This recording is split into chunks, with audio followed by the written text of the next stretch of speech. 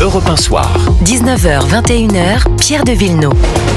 Toujours entouré de Jean-Michel Salvatore et de Gilles Boutin. Jean-Michel est aujourd'hui communicant, chroniqueur politique, mais il a été journaliste pendant très très longtemps. Vous étiez à Europe 1 dès 1981. Oui, avec Étienne Moujotte. Me disiez-vous, à une époque où Jean-Marie Le Pen... Alors, Jean-Pierre Elkabbach me disait et Catherine Ney, qu'on craignait Georges Marchais. On craignait Georges Marchais parce qu'il arrivait, Jean-Pierre me disait, il arrivait avec un cahier A4 et il lisait toute la page, et il tournait la page, et c'est là qu'on lui posait une question, et là il devenait fou.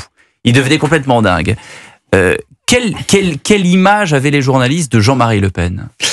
Jean-Marie Le Pen, si vous voulez, il a mis du temps à être interrogé comme un homme politique comme les autres par les médias. Au début, si vous voulez, moi quand j'ai commencé en 81, 82, jusqu'à l'élection de Dreux en fait, la fameuse partielle de Dreux, où le Front National avait remporté, je sais plus quel score, mais un score qui commençait à être un petit peu important. C'est les municipales de 83. Ouais, il y avait dans le débat public un grand sujet. Faut-il interroger Jean-Marie Le Pen? Et il y avait un système qui ostracisait Jean-Marie Le Pen parce qu'on considérait qu'il faisait pas partie de ce qu'on appelle aujourd'hui l'arc républicain. Ouais, et donc il fallait pas l'interroger. Et c'est là où il y a eu énormément de débats. On sait très bien que François Mitterrand, pour des raisons politiques, poussait évidemment à ce que Jean-Marie Le Pen prenne un peu plus de la lumière dans les médias qui dépendaient directement ou indirectement de l'État. Et finalement, moi, ce que j'ai vécu, c'est cette ouverture progressive des médias à Jean-Marie Le Pen. Alors, il y a eu l'heure de vérité. Alors, il y a eu en 84. Et alors, l'heure de vérité, alors là, c'était une véritable bataille. Parce que finalement, il y avait des journalistes qui voulaient l'interroger et des journalistes qui refusaient obstinément de l'interroger. Et donc là, il y avait une vraie fracture. L'heure de vérité était présentée par François-Henri de Virieux, qui lui avait pris la décision de l'inviter. Ouais. Et puis il y avait des intervieweurs qui se succédaient tous les quarts d'heure. Donc il y avait Albert Duroy qui lui avait choisi une posture très morale. Albert Duroy est un journaliste qui avait d'ailleurs fait ses armes à Europe 1, qui est un journaliste classé à gauche et qui lui s'était dit, moi je vais vraiment lui poser les questions telles qu'elles sont, je serai absolument intraitable et je finirai par le coincer. Et évidemment que Jean-Marie Le Pen avait un talent absolument fou. Puis c'était préparé, on imagine, c'était sa première télé. Ouais, et c'était sa première télé, mais malgré tout, si vous voulez, il avait un charisme fou, il avait une capacité de persuasion extraordinaire, et finalement, Jean-Marie Le Pen ratatinait tous les intervieweurs qui avaient décidé de lui faire la peau, parce qu'évidemment, les intervieweurs se disaient, moi je vais le mettre en face de ses contradictions, et ils se retrouvaient à chaque fois avec un Jean-Marie Le Pen qui jouait la victime, et qui était finalement extrêmement fort. Bon. Et donc, on a vécu pendant des années, pendant des mois, je dirais 83, 84, 85, 86, jusqu'au moment où il arrive à l'Assemblée nationale grâce à la proportionnelle. Avec une trentaine de députés, on a vécu au rythme de ces débats dans toutes les rédactions. Est-ce qu'il faut interroger Le Pen ou est-ce qu'il ne faut pas l'interroger? Et si on l'interroge, est-ce qu'on l'interroge comme tout le monde, ou est-ce qu'on l'interroge d'une façon comme un animal étrange? Exactement. Bon. Et donc voilà. Et donc on a vécu ça. Et à partir de 86, à partir du moment où il est arrivé à l'Assemblée avec une trentaine de députés,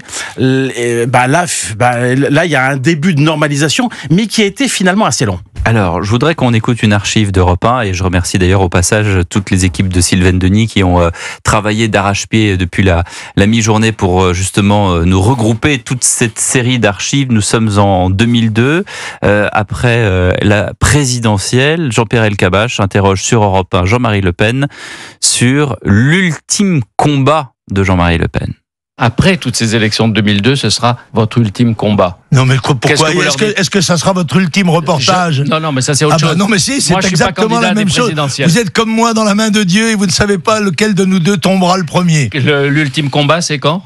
Je ne sais pas. La mort, c'est l'ultime combat. Voilà, nous y sommes. Mais ça, c'est tout le talent d'un journaliste comme Elkabbach qui voulait quand même essayer de le coincer avec tout le talent qu'il avait, etc. Et puis le talent incroyable, la répartie extraordinaire de Le Pen. Je vous demande si c'est votre dernière votre dernière interview. Et donc voilà, et donc la messe était dite à chaque fois, d'une certaine façon. Donc en fait, si vous voulez, l'erreur des journalistes, ça a été de vouloir le coincer à toute force.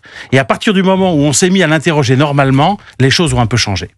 Gilles Boutin, vous qui êtes moi, j'ai pas d'une autre génération. Voilà, donc moi je peux parler de 2002 où j'avais 12 ou 13 ans quand il y a eu ce séisme, quand on a appris et quand c'est très intéressant ce qui se passe en 2002. Allez, je vous écoute. Quand on a 12 ou 13 ans et qu'on a une compréhension encore parcellaire de ce qui se passe, on comprend simplement qu'il y a une odeur de soufre parce qu'on nous a distillé ce discours. Il y a quelque chose de totalement inattendu et en fait, je dois dire qu'à l'époque, il m'apparaissait, je peux pas parler pour toute ma génération évidemment, mais plus comme un grand amuseur, c'est-à-dire qu'un bretteur, effectivement, avec un talent inouï, mais il dénotait tellement par rapport au reste de la classe politique que on le percevait pas tout à fait comme un homme politique, mais quand même comme quelque chose d'autre, le menhir, une espèce de monument. Et j'avoue que a posteriori, il y a vraiment ce sentiment que la gauche a été totalement prise à son jeu, effectivement, parce que quand on se souvient de Lionel Jospin, et ça aussi ça m'avait marqué, qui était extrêmement méprisant à l'égard de la possibilité qu'il n'arrive pas au second tour, mal lui en a pris, puisqu'il n'y est pas arrivé. Et quand on dit que la gauche... Il n'est pas arrivé parce qu'il y a eu Chevènement et Taubira, et que ça lui a piqué des voix. Ça a grandement contribué, mais Jean-Marie Le Pen était également un petit peu siphonné par Debré de son côté, qui lui avait pris, qui était parti avec un certain nombre de cadres du Front National à l'époque. Mais en tout cas, on voit bien à quel point, enfin, cette ironie, c'est-à-dire de la gauche tellement sûre d'elle, qui pensait avoir mis en place un système avec, comme vous l'avez dit, Jean-Michel, cette montée de Jean-Marie Le Pen sur les grandes chaînes, grâce à François Mitterrand, SOS Racisme qui se crée dans la foulée, toute cette mécanique, ça s'est retourné contre eux. Oui, mais en fait, personne ne croyait à la montée irrésistible du Rassemblement National, du Front National à l'époque. Moi, je me souviens qu'en 2002, quelques jours avant le premier tour, je me souviens que j'étais dans le bureau de Catherine Ney, moi qui étais là tout à l'heure, et elle me disait, mais c'est incroyable parce que les sondages, à l'époque, les derniers sondages n'étaient pas publics. Et les derniers sondages qui n'étaient pas publics donnaient un Jospin qui était devant Jean-Marie Le Pen. Et Catherine me disait, mais c'est bizarre parce qu'en fait, moi, il y a énormément de sondeurs qui me disent, on sent quand même une poussée incroyable de Jean-Marie Le Pen, mais les sondeurs n'y croyaient pas trop, donc corrigeaient un petit peu les chiffres et ne donnaient pas au final une qualification de Jean-Marie Le Pen devant Lionel Jospin. Et c'était tout à fait symptomatique d'un état d'esprit général. On ne croyait pas que Jean-Marie Le Pen allait continuer à progresser. Et ce qui était très curieux en 2002, si vous voulez, c'est que c'était une victoire absolument éclatante. Il s'est retrouvé donc au second tour. Lionel Jospin qui fait cette déclaration en disant j'arrête la vie politique et je vais cultiver mon jardin. Et ce qui était très frappant, c'est que d'un côté, Le Pen avait gagné une campagne et un combat politique très important, mais d'un autre côté, on a pris conscience tout d'un coup qu'il ne voulait pas gouverner. Exactement. Et moi je m'en souviens très bien parce que j'étais sur une autre antenne à cette époque-là et je co-présentais la présidentielle, la soirée électorale, et arrive effectivement le nom de Jean-Marie Le Pen. On a entendu tout à l'heure d'ailleurs la voix de Guillaume Durand qui était sur Europe 1 en 2002 et qui annonçait le résultat. Il y a une sorte de... Guillaume, c'est très difficile de savoir s'il est surpris, pas surpris. Il a ce ton toujours un petit peu flegmatique. Alors comment dirais-je, voilà. Alors on apprend que Jean-Marie Le Pen est au second tour. Alors Édouard Le Cerf, qui était le sondeur en l'occurrence. Non, il y avait une sidération, Pierre. Mais il y avait, je peux témoigner de cette sidération, de se dire, il arrive au second tour. C'était pas prévu par beaucoup de monde. Moi, j'étais donc sur une autre antenne où il y avait la présidente de l'IFOP qui était Laurence Parisot, qui était elle-même aussi assez surprise de ce truc-là. Et effectivement, il y a la sidération également dans la façon, dans les gestes, dans la gestuelle de Jean-Marie Le Pen, qui s'est plus trop où se mettre. Il est sur l'estrade, alors il fait ses grands gestes comme ça, et puis, mais on sent que dire ah merde, qu'est-ce qui se passe maintenant? Donc j'y suis. Je vais peut-être être président de la République. Parce que en fait, la sidération. Bon, il y a eu la sidération parce que là, on s'est dit les éléments qu'on avait dans la semaine qui précédait étaient exacts et on aurait dû les intégrer. On aurait dû dire que Le Pen pouvait être qualifié.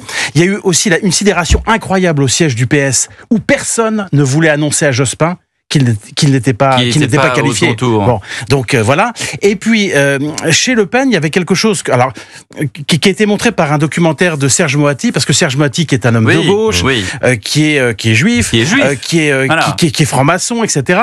Et finalement, il a fait 4 films sur Moati et sur Jean-Marie Le Pen, et il a notamment filmé cette soirée où Jean-Marie Le Pen apprend qu'il est qualifié.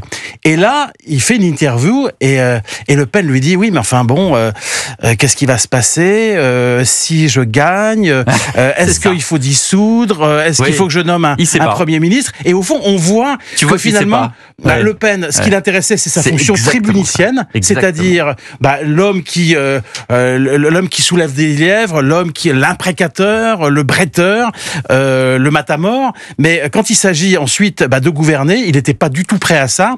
Et c'est vrai que quand on regarde un petit peu ce qui s'est passé ensuite avec Marine Le Pen, on se rend compte qu'il y a toujours un petit peu ce doute autour de la capacité du Front National puis du Rassemblement National à prendre le pouvoir, parce que on voit bien qu'il n'y a pas beaucoup de monde sur le banc de touche. Écoutez justement l'annonce des résultats de la fin de ce premier tour.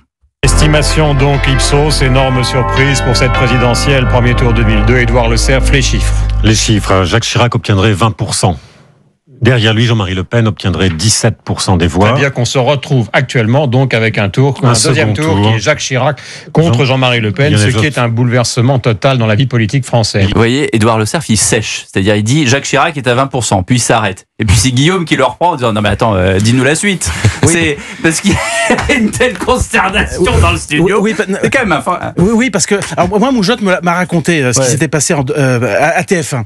Parce que quand vous êtes patron de chaîne et que vous proposez une soirée électorale à 20h, évidemment que les chiffres, vous les avez en général, vous avez des premiers chiffres autour de 18h30, on les a tous, 18h30, 18h40, 19h. Et là, les chiffres donnaient effectivement Jospin disqualifié, Le Pen qualifié. Mais il faut bien voir que quand on est directeur de chaîne, on peut pas se tromper sur un truc comme ça. Donc quand votre sondeur vous dit, vous avez vu un petit peu ce qui se passe, etc. Quand vous êtes patron de chaîne, vous dites, je ne peux pas me permettre d'annoncer que le Premier ministre qui était candidat va être disqualifié. Et donc Moujotte me raconte que à ce moment-là, lui, il était directeur général de TF1 et il a appelé son homologue de France 2. Michel Cotta, qui était la directrice de l'information à l'époque. Ils se connaissaient très bien, ils avaient travaillé à Europe et ailleurs ensemble. Et ils se concertent en disant, voilà, mon sondeur, voilà ce qu'il me donne, et toi, qu'est-ce qu'il te donne? Il me donne la même chose. Et ils se sont mis d'accord, en se disant, pour annoncer le score dès 20h, mais c'est une décision incroyablement difficile à prendre, parce que si vous vous trompez, vous êtes mort. Paradoxalement, alors que on voit dans les reportages de Moati, et même encore une fois dans les premières images de Jean-Marie Le Pen à l'issue de ce premier tour, il est mal à l'aise et on se dit ce qu'il va faire. Et en février 2001 sur Europe 1, au micro de Jean-Pierre Elkabbach, Jean-Marie Le Pen prédit qu'il y aura une surprise à la présidentielle. On écoute. Dans toutes les élections qui se sont passées, nous avons fait 15%. Moi, j'ai fait 2 fois 4,5 millions de voix au présidentiel. Autrefois. Bien sûr, le passé est derrière nous, forcément. Mais je vais vous démontrer que l'avenir est aussi devant nous. Je serai candidat et je pense que ceci constituera peut-être une grande surprise dans une élection qu'on préjuge aujourd'hui et dans laquelle qu'on prétend devoir se jouer entre Jospin et Chirac. Personne ne peut jurer aujourd'hui que Jospin ou Chirac seront candidats à ce moment-là. Et au deuxième tour. Commentaire de cette archive juste après le journal permanent. Europe 1. le journal permanent. À 20h45, Rudy Saad. Figure incontournable de la vie politique française, ancien député à l'Assemblée nationale puis au Parlement européen, mais surtout fondateur du Front National. Jean-Marie Le Pen est mort, il avait 96 ans, l'homme politique controversé, connu pour ses provocations et ses multiples condamnations pour contestation de crimes contre l'humanité, s'est éteint à Garches dans un établissement où il avait été admis il y a plusieurs semaines. Pour le ministre de l'Intérieur Bruno Retailleau, c'est une page de l'histoire politique française qui se tourne avec la mort de celui qui aura incontestablement marqué son époque. Dans un communiqué, le Rassemblement national assure que Jean-Marie Le Pen restera dans les mémoires comme un combattant intrépide et indomptable au service d'une vision fière et conquérante de la France. Fin de citation. C'est avec simplicité et recueillement que la France s'est souvenue 10 ans après des attentats de Charlie Hebdo, de Montrouge et de l'Hypercacher. En ce 7 janvier 2015, 12 personnes, dont une partie de la rédaction de Charlie Hebdo, sont tombées sous les balles des islamistes. Des cérémonies ont été présidées par Emmanuel Macron sans discours. La sonnerie aux morts a retenti, suivie d'une Marseillaise sur les lieux des différentes attaques. Pas d'inquiétude à avoir d'après le ministère de la Santé après la découverte d'un nouveau cas de Mpox à Rennes. Le ministre Yannick Neuder précise que la patiente contaminée par le nouveau Mpox de clade 1B est un cas sporadique. Elle est prise en charge par le CHU de Rennes et n'a pas de symptômes. Le sprint final débute dans le Vendée Globe après avoir franchi le poteau noir. Charlie Dalin et Johan Richomme filent vers les Sables d'Olonne au dernier pointage de 19h. Dalin devance son poursuivant de 135 000 nautiques. Merci Rudy Saad. Europe 1 Soir. 19h, 21h, Pierre de Villeneuve. Et alors qu'on évoque la mort de Jean-Marie Le Pen à l'âge de 96 ans, mes yeux se portent sur les écrans de télévision et je vois que nos amis de CNN diffusent la cérémonie d'adieu à Jimmy Carter. Voilà, c'était encore un autre départ marquant pour l'histoire des États-Unis. Gilles Boutin, vous vouliez commenter peut-être cette... On peut se dire aussi que Jean-Marie Le Pen, en février 2001, il est en campagne et qu'il a tout à dire, évidemment, qu'il va gagner. Il n'a pas du tout intérêt à dire ça va se jouer entre Jospin et Chirac. C'est ce que j'allais dire, c'est extrêmement croustillant comme archive. Cependant, quel politique en campagne n'affirme pas qu'il y a un vent qui le porte et qui ne retombera pas. Donc ça me surprend pas trop et je pense qu'on pourrait exhumer les mêmes pour à peu près tous les politiques. Je reviens sur la séquence de Moati qui est extrêmement parlante. Il a cette formule en parlant de ce moment où Jean-Marie Le Pen découvre les résultats et qu'il est extrêmement fermé, effectivement, il a l'air inquiet. Et Moati résume en disant « il est pas content ». Et c'est drôle de se dire qu'il a gagné. Il est au second tour, mais il est pas content. Il est pas content. Ce qui est parce faux. que C'est pas qu'il est pas content, c'est qu'il sait pas quoi faire. Ben c'est ça. C'est-à-dire qu'il sait pas quoi faire, mais parce qu'il y a ce mélange de frustration, à la fois la peur de se retrouver face à la possibilité. Bon, bien sûr, c'était quand même, on en était loin, mais de diriger le pays, et également d'être démuni puisqu'il avait perdu une quantité de cadres hallucinants avec Bruno Maigret qui était parti. Ouais. Donc c'est sûr que c'était le pire moment pour lui pour réussir en quelque sorte. Donc c'est ça qui est intriguant. Et je voudrais juste ajouter une ironie dans tout ça, c'est que par la suite il a été extrêmement dur sur sa fille, sur la ligne qui était choisie par sa propre fille. Ouais. Il manquait pas une occasion pour lui dire t'as manqué de verbe, t'as pas été excellente sur cette prestation. Enfin, il était vraiment extrêmement exigeant et pourtant aujourd'hui elle a fait beaucoup mieux que lui. C'est-à-dire qu'elle a plus de 100 députés à l'Assemblée nationale. Elle est en voie de normalisation accélérée, quoi que cherche à faire la gauche en face. Donc, tout cela revient à l'analyse initiale qui est effectivement, il était bien plus à l'aise sur une tribune que à l'idée d'être derrière le bureau à l'Élysée. Jean-Michel Salvatore. Alors, dans l'interview, il y a aussi autre chose que je trouve intéressante, c'est que il y avait une part de jeu entre Jean-Pierre et lui. C'est-à-dire que c'était deux bêtes. Bien sûr. Deux bêtes de télé. Jean-Marie Le Pen, incroyablement performant. Bon, ils se connaissaient très bien. Et ils savaient que finalement, ils feraient le show l'un et l'autre et que chacun en profiterait. Parce que Jean-Pierre Elkabbach, en fait, c'était l'un des rares journalistes à être capable d'une certaine façon de lui tenir tête. Vous aviez beaucoup de journalistes de radio-télévision qui refusaient, malgré tout, d'interroger Jean-Marie Le Pen. Par exemple, Christine Ockrent, qui a fait 7 sur 7. Christine Ockrent a fait 7 sur 7 pendant des années. Anne Sinclair, vous voulez dire? Anne Sinclair. Et Anne Sinclair a toujours refusé d'interroger de l'invité, tout simplement. De l'invité. Et à un moment donné, Jean-Marie Le Pen avait une place trop importante dans la vie politique. Et elle le fait. Et elle le fait pas, elle dit je le fais pas, et c'est Carrérou qui l'a fait à sa place. Ah ouais. Et Gérard Carrérou a présenté une fois 7 sur 7. Il a ça à son tableau de chasse. Il a ça à son tableau de chasse parce que Anne Sinclair voulait pas. Et il y en a un autre qui ne voulait pas non plus l'avoir en face à face, c'était Paul Amar. Paul Amar qui présentait à l'époque le journal de 20h et qui ne voulait pas interroger en face à face. Et donc il a fait un débat. Il a fait notamment le débat avec les grandes boxes et les grandes boxes. Mais c'était une époque, si vous voulez, où on avait des hommes politiques qui étaient des animaux politiques absolument incroyables. Aujourd'hui, il nous reste Jean-Luc Mélenchon, il nous en reste quelques-uns, mais il y en avait pas tant que ça. À l'époque, vous aviez, évidemment Jean-Marie Le Pen, mais vous aviez aussi, on en a parlé, Georges Marchais, qui était absolument incroyable. Et tout le monde se souvient des cartes sur table avec Alain Duhamel et Jean-Pierre Elkabbach. Et aujourd'hui, on en rigole. Des vrais spectacles. Et aujourd'hui, on en rigole, mais Catherine et Jean-Pierre me disaient à l'époque, on le craignait. Pourquoi ? On le craignait parce qu'il faisait 20% aux élections. C'est-à-dire que c'était pas un candidat comme ça qui faisait 4 ou 5%. Je voudrais qu'on écoute à nouveau Jean-Marie Le Pen. Nous sommes aux universités d'été du FN en 2012 et Jean-Marie Le Pen propose une mesure, la suppression du droit du sol. Au sud de la Méditerranée, à nos portes, 200 millions de musulmans sont une menace sérieuse. Par son caractère massif, l'immigration a changé de nature. Elle est devenue invasion. L'immigration-invasion que subissent les Français depuis 40 ans altère la substance même de l'identité de notre peuple que De Gaulle définissait comme, je le cite, avant tout un peuple européen de race blanche, de culture grecque et latine et de religion chrétienne. Nos objectifs en matière d'immigration sont clairs et sont les mêmes depuis plusieurs décennies. Il faut d'abord supprimer le droit du sol. Voilà. Et qu'est-ce qui se passe aujourd'hui ? Nous sommes en 2012. Nous sommes 13 ans plus tard. Le constat que dresse Jean-Marie Le Pen à l'époque, qui est moqué par... combien de journalistes le moquent, Jean-Michel Salvatore, à l'époque, en 2012 ? Mais pourquoi ? Parce que, si vous voulez, chez Le Pen... vous avez, si vous voulez, Le Pen, c'est l'histoire d'un gâchis, d'une certaine façon.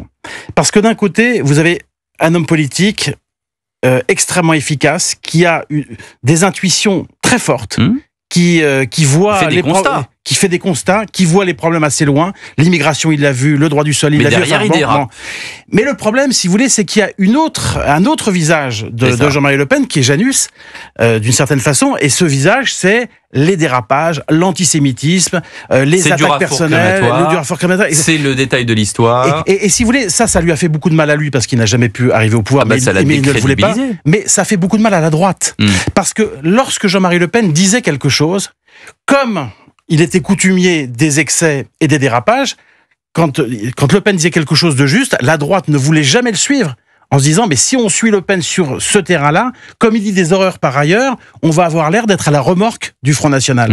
Et en fait, c'était le drame de la droite, de finalement être en contradiction permanente avec Le Pen, même lorsqu'il disait des choses justes, parce que justement, il ne voulait pas être assimilé à Le Pen et à ses excès. Gilles Boutin. Jean-Marie Le Pen qui avait regretté, après sa toute première sortie sur le détail qu'auraient constitué selon lui les chambres à gaz dans l'histoire de la Seconde Guerre mondiale, dans la voiture qui le ramenait chez lui, il aurait dit « j'ai dérapé ».